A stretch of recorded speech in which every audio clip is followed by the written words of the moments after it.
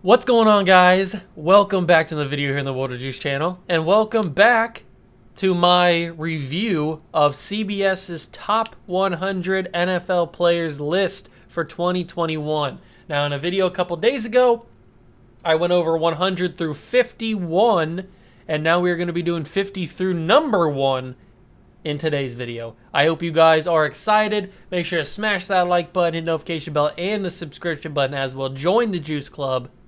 Get your popcorn ready and keep your opinions hot because we are about to do this. All right, starting with number 50. If you missed the 50 or the 100 through 51, make sure you go back and check it. We are ready to start. Number 50, I hinted at and I showed you guys in the end of the last episode. It is Dak Prescott. Dak Prescott at number 50. His season-ending ankle injury last season sent the Cowboys into a tailspin. That is big. That is true. That is big facts. He signed a big new contract this offseason, which will put more pressure on him, but he seems more than up to it. I think that Dak Prescott's going to have a great year this year. He's going to be coming back stronger, better than ever, and he's going to lead the Cowboys as long as their defense is manageable and serviceable. Then the Cowboys are going to have a good year this year. It all relies on that defense. It all relies on that defense. Number 49 is DeForest Buckner. The Colts traded to get him from San Francisco last season, and he didn't disappoint.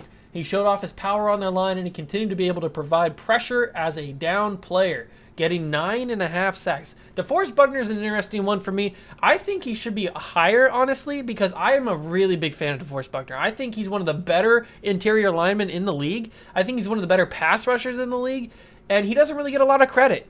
Not a lot of people talk about him. I think he's really underrated. I think he's good. Maybe a little bit higher, but I respect the spot they put him in. Number 48 is Marlon Humphrey, one of the better DBs in the league. He's a smooth cover player who excels playing inside the slot in their nickel. He is a perfect player for their defense scheme. That is true. That is really, really true. That Marlon Humphrey is like the perfect Raven. He fits that system that they try to run in Baltimore, where they have big-bodied guys, they have physical guys, and they have guys that can cover like a blanket. It's amazing the kind of guys that they get, and Marlon Humphrey fits that perfectly. 48's a good spot for him. Number 47 is Grady Jarrett. On a Falcons defense that struggled over the years, that's true. Jarrett has been one of the few bright spots. His ability to play the run and also pressure inside with his quickness and power show up on tape a lot. Grady Jarrett's really good. He's also another one that gets underrated a little bit because he plays on that bad Falcons team. So he kind of gets forgotten, but he's a really, really good defensive tackle. He creates a lot of pressure. He's a good run stopper. He's just all around good defensive tackle and doesn't really get talked about a lot because he's on that Falcons team. Good spot for him at 47, though. Allen Robinson at 46, playing in the offense, limited by a poor quarterback play.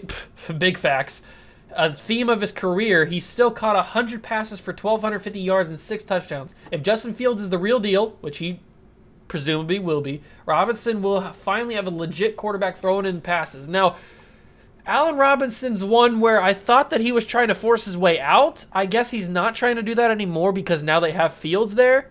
So maybe he's going to have a bounce-back season. I say bounce-back even though he had over 1,000 yards and 6 touchdowns and caught 100 balls. So, I mean, it's not like he needs to have a bounce-back season per se, but having him at 46 is a good spot. I bet he'll be higher if Justin Fields has a good year because Allen Robinson is going to be his number 1 target. So just keep an eye out for Allen Robinson during the season and then next year on this same list. Number 45 is Justin Jefferson, my rookie of the year, even though Justin Herbert won it. I thought that Justin Jefferson should have won rookie of the year. He had an amazing rookie season, averaging 15.9 yards per catch on his 88 catches. He barely looked like a rookie at all, which is scary going forward. Justin Jefferson is my favorite young wide receiver, I'd probably say. He's at least in the top 3. He's in the discussion for best young wide receiver, in my opinion. And he's definitely one of my favorites. So having him at 45 is good. Maybe he should have been a little bit lower. I hate to say that, even though he had such a great rookie season and probably should have been Rookie of the Year. He probably should be just a little bit lower, maybe the low 40s. Not 45, maybe like 48 or 49 or something like that. I mean, he just had one season, and these guys have had multiple seasons, so I don't know. Maybe I can understand where they're coming from on 45, but maybe put Allen Robinson ahead of him. Maybe I don't know. That's probably a little bit of controversial opinion right there. 44 is Lavonte David. He remains one of the best off-ball linebackers in the game. His ability to dissect and chase down plays with his speed is a big part of the Tampa Bay defense. Lavonte David in that Super Bowl was amazing. Him and Devin White and Ndamukong Suh and that whole Tampa defense just was crazy. So having him at 44 is good. I just need to see some consistency out of that defense. Yeah, they had a great postseason, and yeah, they had a great Super Bowl, but can they do it for a whole 17 games and then into the playoffs again? I don't know. He needs to back up this 44 with another consistent season, is all I'm saying. Number 43 is Leonard Williams from the Giants. He was a force last season for the Giants defense, finally achieving the level of play expected of him when he came into the league with the Jets. Williams earned a new contract because of his impressive play. Now, they say that he finally achieved the level of play expected of him, but he played on the Jets, and there's only so much you can do on that Jets team because they're really bad. I'm not saying the Giants are that much better, but the Giants at least have a comparable defense to complement Leonard Williams and allow him to prosper into a successful defensive end. He's one of the better young pass rushers in the league. 42 is DeMarcus Lawrence. He hasn't had a double-digit sacks in either of the past two seasons, getting 6.5 last season, but he remains a player who gets a lot of pressure. He's still playing at a high level, even if the sack numbers might not show it. He does get a lot of pressure. I have noticed when I've been watching Cowboys games, because they're on TV all the time, on prime time, that I would just be like looking down at my phone or something, and all of a sudden the QB's running out of the pocket because DeMarcus Lawrence gotten pressure on him. Like, DeMarcus Lawrence is, like they said, he may not get a lot of sacks, but he gets so many quarterback pressures. He gets so much interference in there that it's just, he's a force. He's really a force, and 42 is a good spot for him. 41 is Bobby Wagner, one of my favorite players of all time. Bobby Wagner. He is still a top run and chase linebacker, especially in the run game, but his pass coverage has slipped a little as he's gotten older. Yeah. Although he's still good at it. Even so, he's still one of the best in the league. Bobby Wagner on that Legion of Boom defense might have been the best player on that Legion of Boom defense. That is true. He might have been the best player on that Legion of Boom defense. He was wild. He's so fast. He's great. Good spot for him at 41. 40 is Chase Young. Now, I should remind you that I don't know who is number one. I don't know who is anyone. I don't know any spots on this list except for the guys that we've already talked about. So 40 is Chase Young. He had 7.5 sacks as a rookie, but really came on late in the season. Look for his sack numbers to go way up in 2021 and for him to be a much higher on this list next. Oh, yeah. Chase Young is going to be, if he has another amazing season, if he gets like 10-plus sacks, maybe a couple of forced fumbles, maybe an interception here or there if he's dropping back in coverage, who knows? He's going to be in the 20s. He's going to be in the 20s. Chase Young has the potential to be the best defensive player in the league. Not just the best defensive pass rusher, not just the best defensive lineman, the best defensive player in the league. And that's not me exaggerating or me being biased because he's a former Buckeye and I love Chase Young. He's my favorite player. No, that is not me doing any of that. That is me being a football fan and a football watcher. That is just me looking at the facts that Chase Young has the potential to be the best defensive player in the league. I'm not saying it's going to happen this season, but it's not too far away. He just has to play like it. And I think he definitely will. Number 39 is DK Metcalf. Big, strong, fast. And he's only just really getting into it. That's downright scary. He averaged 15.7 per catch last season with 10 touchdowns. DK Metcalf's just a different animal. He's not human. These two guys right here are just not human. They're like robotic. they're cyborgs. I don't know what to say about them. They're crazy. 38 is Justin Herbert, the Rookie of the Year.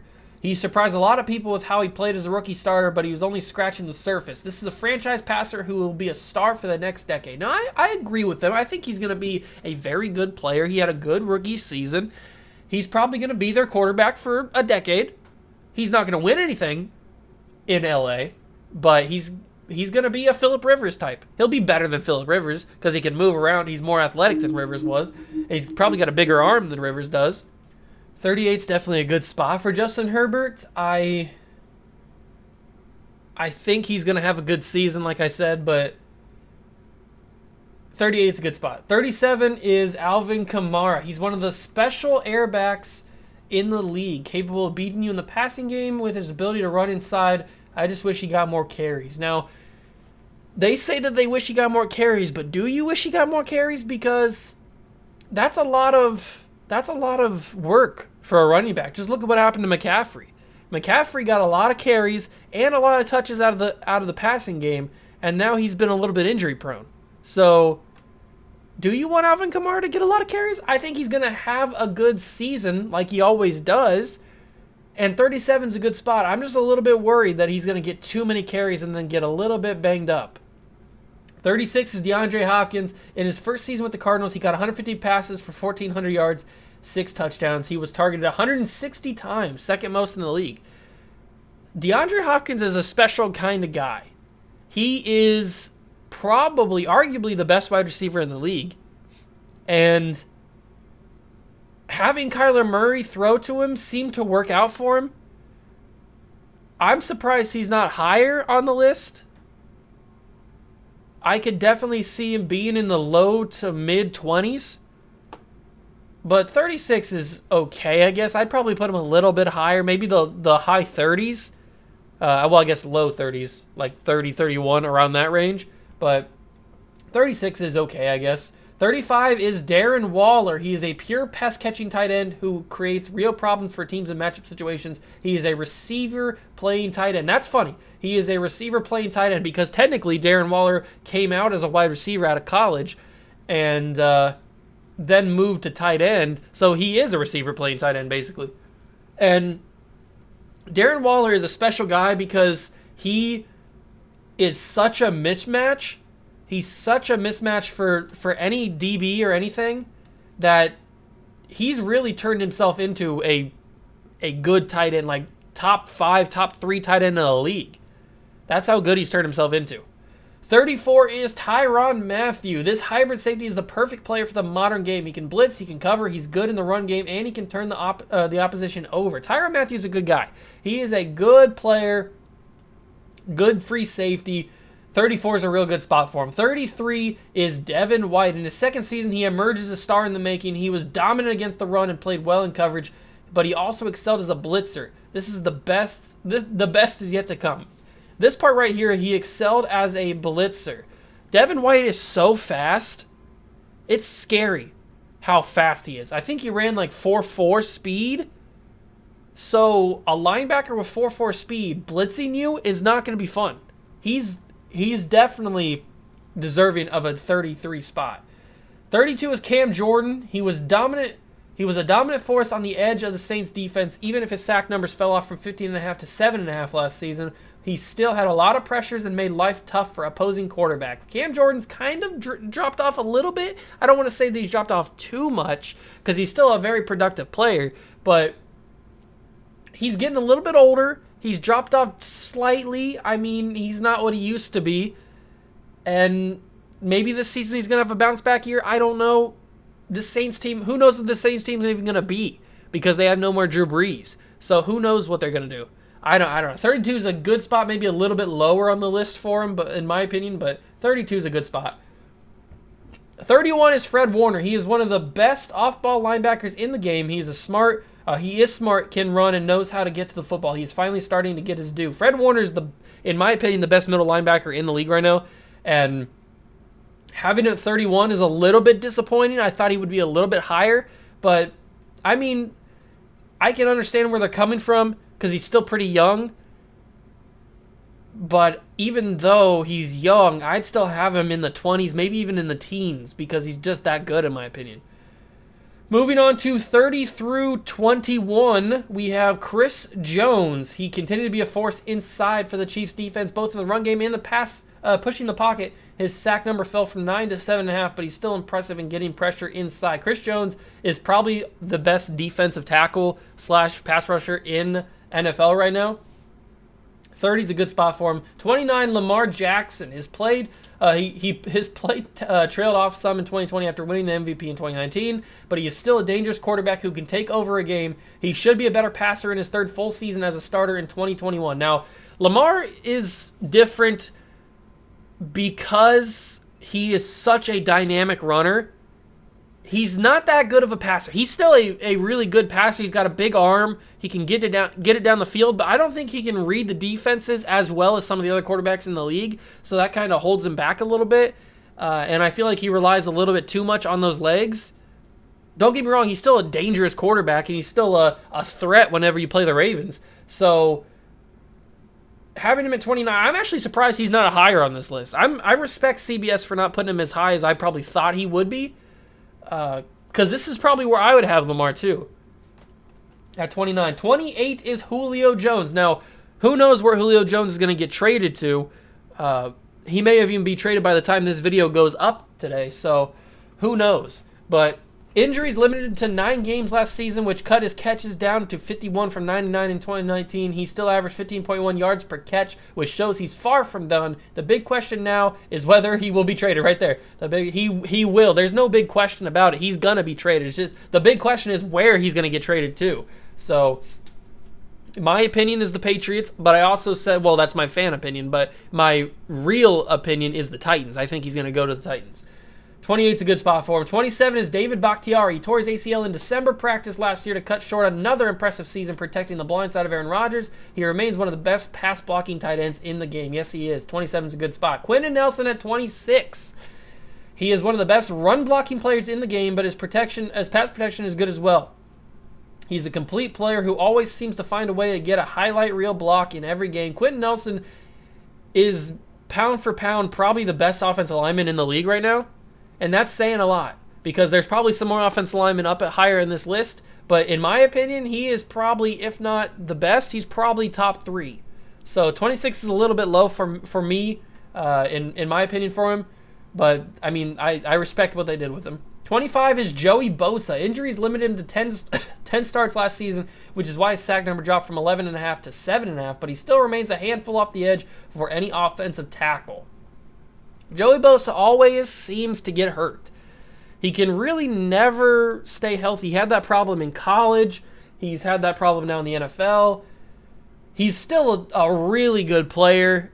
I like Joey Bosa. I think he's a difference maker on the field. He just got to stay on the field. 24 is Xavier Howard, the X-Man. He led the NFL in interceptions with 10 and limited opposing passers to a completion percentage of 51.5 when throwing at him. He is entering his prime, turning 28 in July. Xavier Howard might just be the best corner in the league. And that's saying a lot. Xavier Howard is real good. 24 is a little bit low, but decent spot. Now, 23 is Deshaun Watson.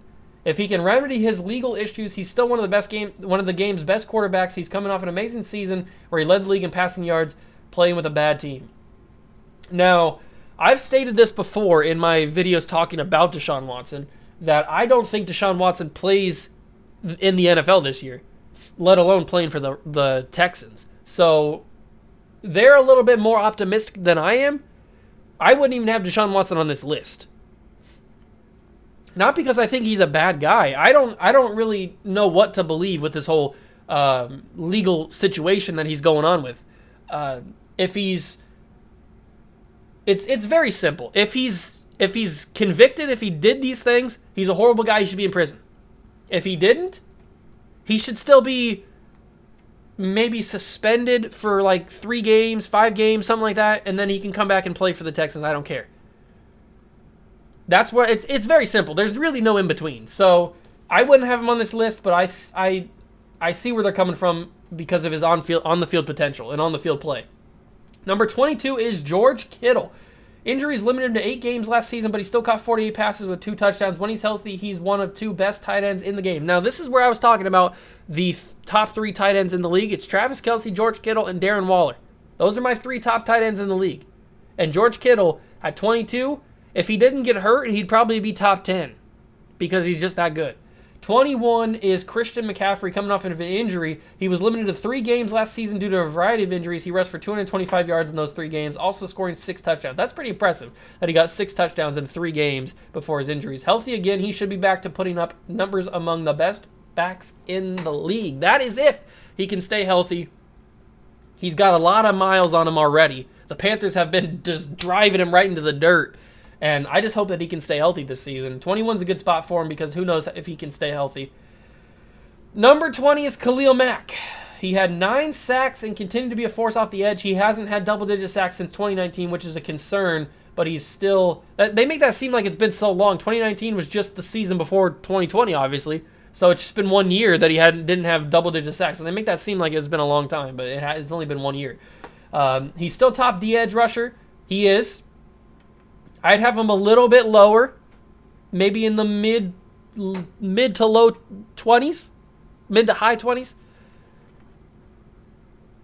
But I can see where they're coming from in 20. 19 is Dalvin Cook, probably the best running back in the league. He finished second in the league in rushing with 1,500 yards, also rushed for 16 touchdowns. His yards per rush is 5. Shows how impressive he is as a big player. He is a big play runner. He can go off at any moment, which is why I love Dalvin Cook. 18 is Zach Martin. He remains top-level offensive lineman who excels in the run game and pass protection. He was the lone bright spot on an injury-plagued Dallas line last year. Zach Martin is probably still the best lineman in the league, even though he plays on a little bit of a weaker offensive line in Dallas. 18's a decent spot. I may have him a little bit higher, but 18 is reasonable. 17 is Nick Bosa. He missed 14 games last season after tearing his ACL in week 2 against the Jets. That was the whole situation where the field, everybody was complaining about the field being bad, and all the 49ers players were getting injured on that field, so Nick Bosa just happened to be one of the people that suffered from that. So coming off of that ACL, I think he'll be back to normal. I think he'll be back to being one of the best young pass rushers in the league. 17's an understandable spot because of what he's done in the past and what he has potential to do. I probably would have him a little bit lower because he didn't really show much, obviously, last season with his injury. That's not knocking him, but I would just have him a little bit lower. 16 is Trent Williams. After coming over in a trade from Washington, Williams is dominant as a starting left tackle for the 49ers. He remains one of the league's best and was rewarded with a new contract that makes him the highest paid tackle in the NFL.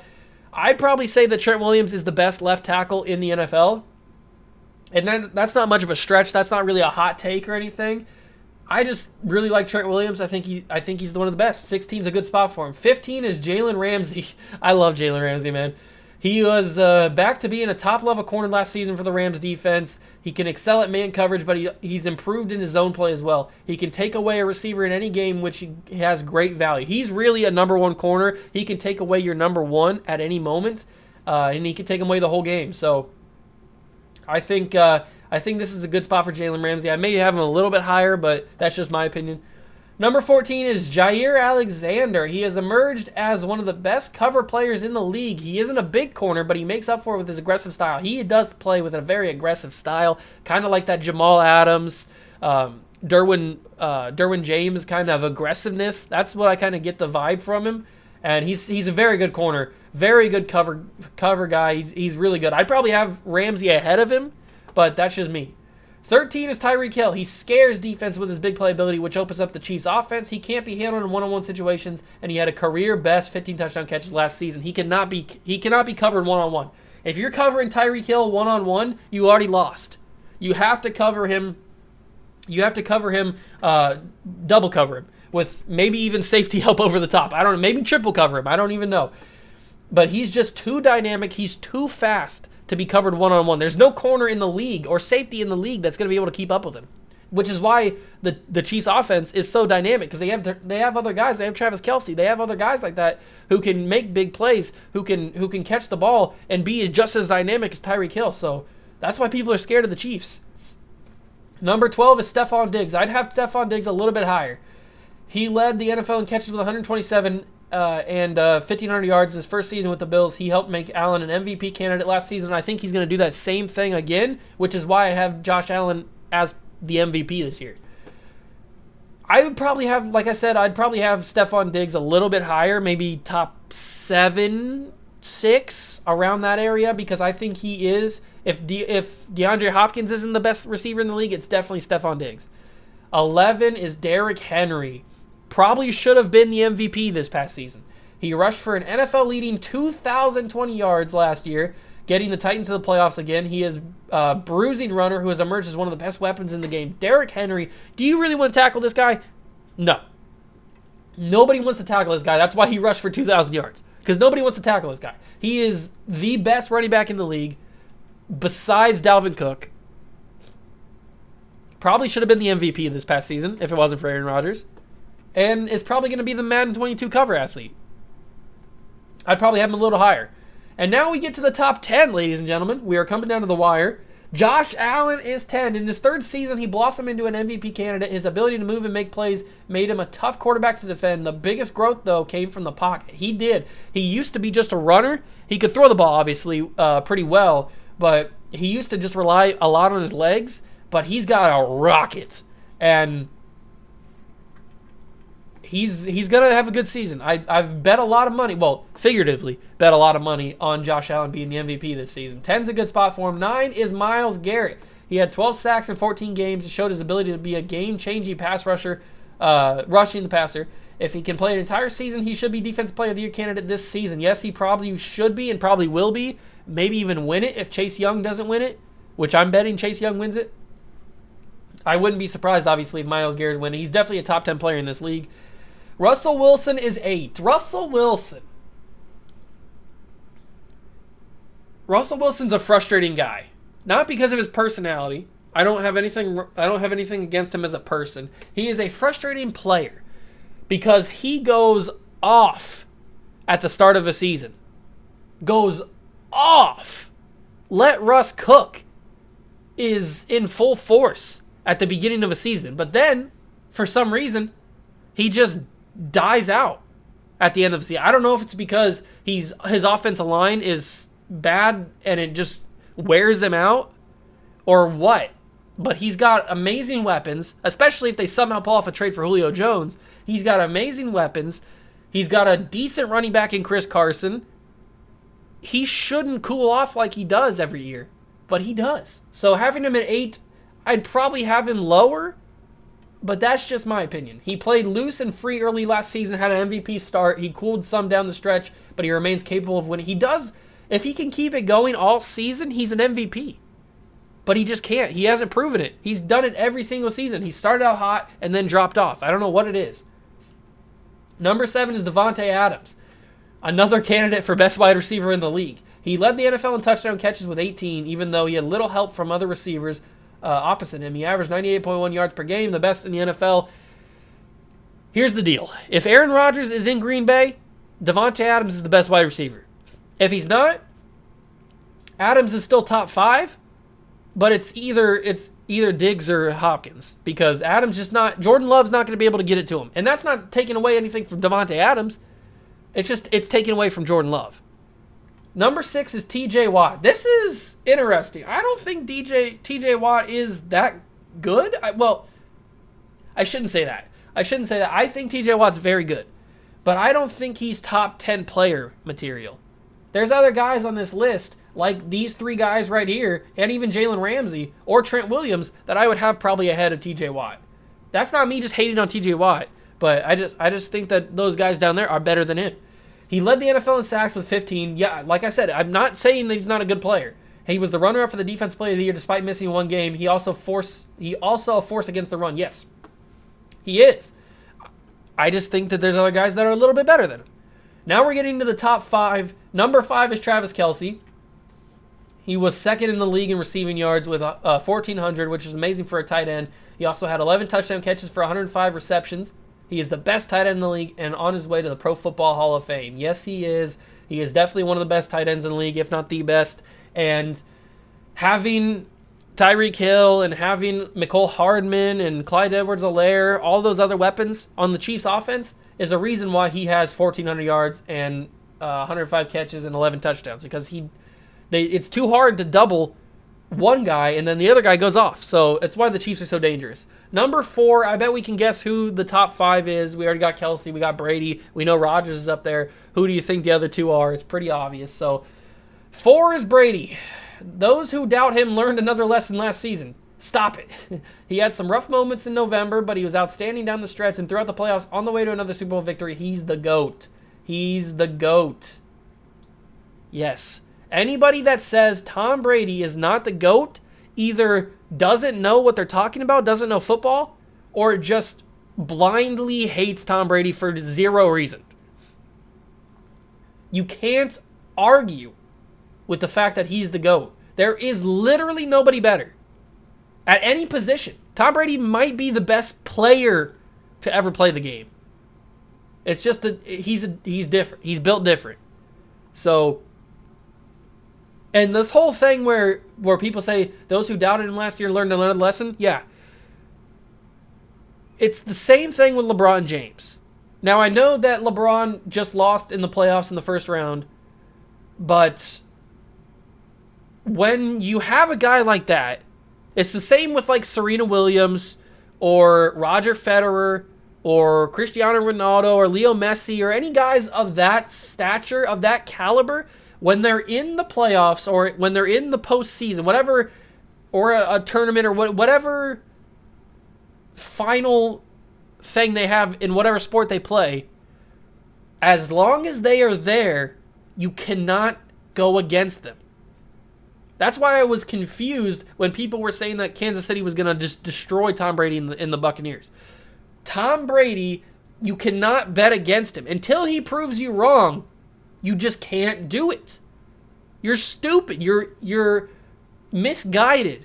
You're uneducated if you choose to go against Tom Brady when it matters the most, because he just gets it done. And this isn't coming from a Patriots fan that Tom Brady's their favorite player of all time. This is not coming from me. This is coming from me as a fan of the game and a watcher of all sports. You can't count them out until they prove otherwise. You never go against him. Number 3 is Aaron Rodgers. Happy in Green Bay or not, the reigning MVP remains one of the league's best players. I still think he ends up in Green Bay. Why let him go? Well, I don't think Green Bay is going to have a choice. I've said this before. I think Rodgers either forces a way out or retires. There's no going back to Green Bay. There's no. This guy is hopeful. He's optimistic. There's no going back to Green Bay. There's no turning back. Rodgers has burned those bridges. It's done. I would be so shocked if he ends up playing for Green Bay this year. It's either retirement or it's another team. And yes, he's the MVP. Derrick Henry probably should have been the MVP. Now we're in the top 2. Who do you think is the top 2? Da-da! Aaron Donald is 2. He was again dominant for the Rams defense, winning Defense Player of the Year honors for the 3rd time in 2020. He had 13.5 sacks. When he was hurt in the playoffs, lost to the Packers, you could see the difference in the defense. Aaron Donald is the best defensive player in the league, as said by these guys, him winning the defensive player for the 3rd time. Aaron Donald is just the best. And it's understandable for him to be number 2, because then you've got this guy. What a shocker, right? Patrick Mahomes is number 1. Even though he didn't win a second straight Super Bowl, he's still the best quarterback in the league. He would be the first pick in any open draft of the league's players. All right. Patrick Mahomes is good. Patrick Mahomes is good. But we can't deny Tom Brady. Until he proves us otherwise, Tom Brady will always be the best quarterback in the league. Now, he may not play like it every single week. He may have some bad games here or there, but until he proves us otherwise, Tom Brady will always and forever be the best quarterback in the league. Now, you can say that Patrick Mahomes has won an MVP. He's won a Super Bowl. He's the best player. No. He's really, really good. Don't get me wrong. Patrick Mahomes probably will be the best player in the league. Until Tom Brady is done, it will always be Tom Brady. Because when the chips are down, you look at the Super Bowl, and it's an NFC team. Well, now it's an AFC team. And then it's whatever team Tom Brady plays for. It's just what happens. It's death, it's taxes, and it's Tom Brady in the Super Bowl. Those are the three things that are guaranteed in life. It's just that simple. So, love it or hate it. Hate me for my opinion. Roast me for my opinion. I don't care, because Tom Brady will always and forever, until the day he retires, be the best quarterback in the league, no matter if he plays bad during the regular season or not. As long as he's in the league, he is the best quarterback. There's no debate. He is the best quarterback. Patrick Mahomes is very, very, very, very, very good. Josh Allen is very, very, very good. Aaron Rodgers, very, very, very good. But they're not Tom Brady. And so, hate me for my opinion, I don't care. Tom Brady is the best quarterback in the league. No matter if he plays bad or if he plays good, he is the best. It's just undeniable. It is the only thing you cannot argue. You cannot tell me that Patrick Mahomes is better than Tom Brady. You just cannot tell me. I will not accept it. And you won't accept it either. You understand? Okay.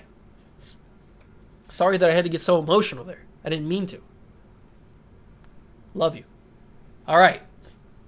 That is the top 100 players reviewed by me from CBS. If you guys want to check out this list, just go to cbssports.com. I'm sure you'll be able to find it there.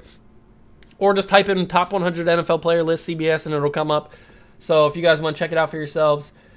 And yeah, that's going to do it for me. I got to find more content. Thank you guys so much for stopping by and watching. Make sure to smash that like button, notification bell, and the subscription button as well. Join the Juice Club, and I'll catch you guys in the next one. Peace.